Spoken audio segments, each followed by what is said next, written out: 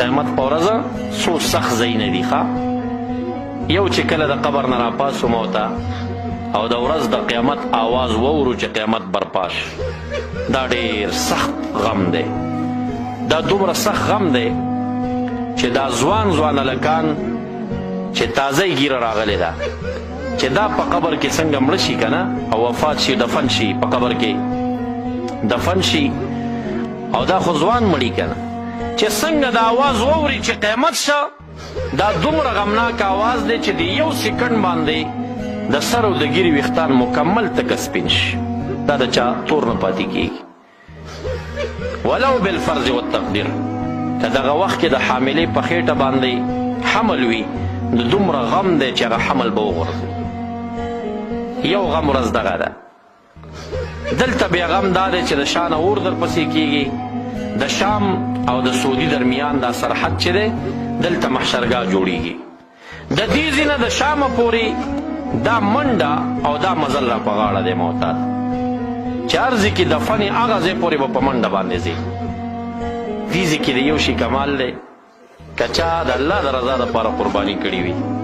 نو قرباني ډېر وفاداره ده د قبر غاړې ته رارسېږي نو بیا دې په شا باندې سور کې درته وي راسور شه په ما باندې بیا ځه خو دې ځای کې شفاعتونه کار نه کوي دې کې دا کار دی که مور دې وه او هغې پردی حق خوړلی و یوه ولیږ ځمکه د چا نه پلار دی و او دا بیلچه یې په لاس کې و پردی پوله یې داسې والې وه یوه ولیږ ځای پردی والی و نو چې د قبر نه راپاڅېده د یوه ولیږ ځمکه د اوو ځمکو پورې دا ټوله به راایستلی کېږي او دا به د ده په اوږو باندې انبار وي او بیا به اور ورپسې او فرشتې به ګزارونه پرې کوي د حشر میدان ته دا ځان رسوه نو سوچ کوه چې یوه ولیږ ځمکه تر اوو ځمکو دا خاوره راواخلې دا پرې واچئ او دا مزل کې په کمه باندې وځي ته به ګورې پلار به دې جاړي مور به دې جاړي که تا قرباني کړي او ته په براق باندې دلته سور شوي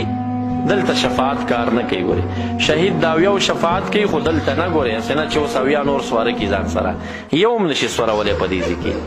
قاري د لسو شفاعت کوي خو دلته نه دې ځای کې ولا تزر وازرة وزر اخرى یو بار وړونکی د بل بار نشي وړی هغه دا ځای دی چې دلته شفاعت بالکل یې کار نه کوي دی چا شفاعت هم دلته کار نه کوي بس ځانځاني ده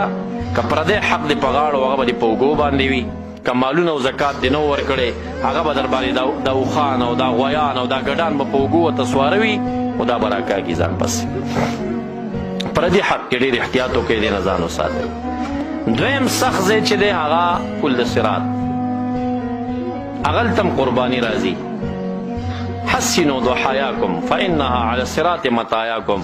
قرباني ښایسته کوي چاغې چاغې واخلئ ځکه دا په پل صراط باندې ستاسو مطیې دي په دې به سورېږي بیا دې دا بوځي هلته تیاره ده هغلته ګرمایش د جهنم دی هغلته نریوالی دی او ډېر خوف دی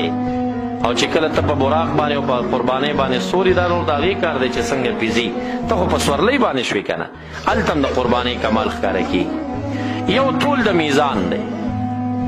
دا ډېر سخت ځای دی په دغه ورځ باندې طول د میزان ډېر مشکل ځای دی یو چې سخت ځای دی د سختو نه سخت د الله تعالی دپاره چې دا پیشي څنګه کېږي دغه ځای دی نو د الله تعالی د پیشۍ په ټیم کې چې خاص کر ستا پیشي ځان ته پیشي دې راشي نمبر دې راورسېږي نو په دغه وخت کې د یو اړخ نه رمضان راشي روژه د بل اړخ نه قرآن کریم راشي چې کله الله تعالی دنه تپوس کوي چې مال مې درکړی و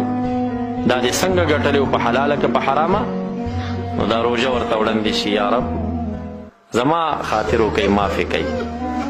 د ورځې به زما د وجې نه روټۍ نه خوړه خوراک به یې نه کول ما دې چې هر څنګه ګټلی دی خو دا په ځان یې حرام کړی و زما د وجې نه هغه چې دې خوا کي بیا ترې تپوس کوي دا مال دې څنګه خرچه کړي و قرآن کریم مخې ته راشي یا الله زما خاطر وکوي معافې کوي د شپې به ولاړو تلاوت به یې کول تر هغې پورې حدیث مبارک کې راځي چې په الله تعالی یې معاف کړی نه وي نه رمضان شاته کېږي او نه قرآن کریم نو څومره وفادار دی په هغه ورځ دې بیا همدغه قرآن کریم پکارېږي په دغه ځای کې خو بیا تا ته شهید نه رارسي که نه چې ستا معاف کړي او تا خلاص او وایي چې یا الله بس دا خو لایق د جهنم دی خو ما ته یې پرېږده نه دې ځای کې شهید قاري شفاعت کوونکي دغه ځای نه دی د هغوی په دې ځای کې شفاعت د قرآن عظیم شان دی بیا دا راځي او د الله تعالی نه به دې خلاصوي